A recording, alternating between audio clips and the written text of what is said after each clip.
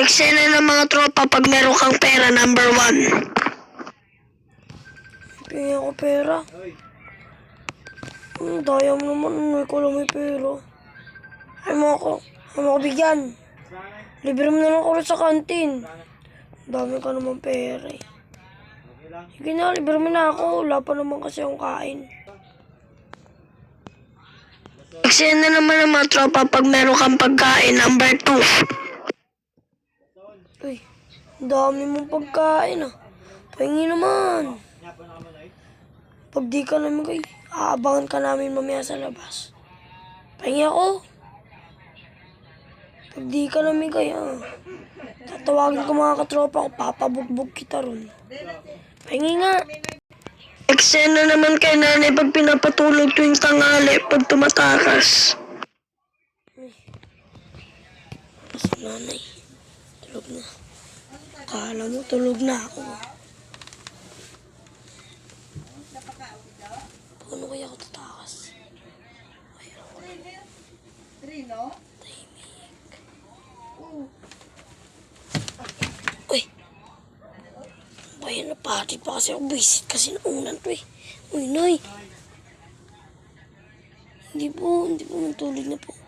Wag, Nay, wag, Nay! Eksena naman sa pagkainan pag kumakain, tas sila nagdadasal.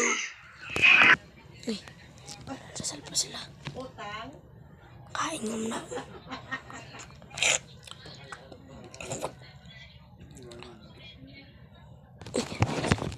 Father, the Son, the Holy Spirit. Amen. Ano, Nay? Kain tayo, Nay. Gutom na ako. Kanina pa eh.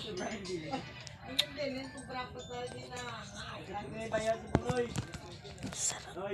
Sarap na ulam. Ito ang ugali nila, pag nagkasabayan kayo, bigla ka na lang babanggain. Hindi mo alam kung anong kasalanan mo sa kanila. Hindi ka nang babangga. Wala naman ginagawa sa'yo ah. Subong kita dyan kay kuya eh. Lo, mamangga talaga. Yabang mo ah. Yabang mo talaga. Yabang mo. Ikaw mukha ka ng mga baboy. Taba mo. Ikaw lang muna eh. Tapos ka magsusumbong. Hindi mo. Talas, kakalabitin ka nila kahit wala ka namang ginagawa sa kanila.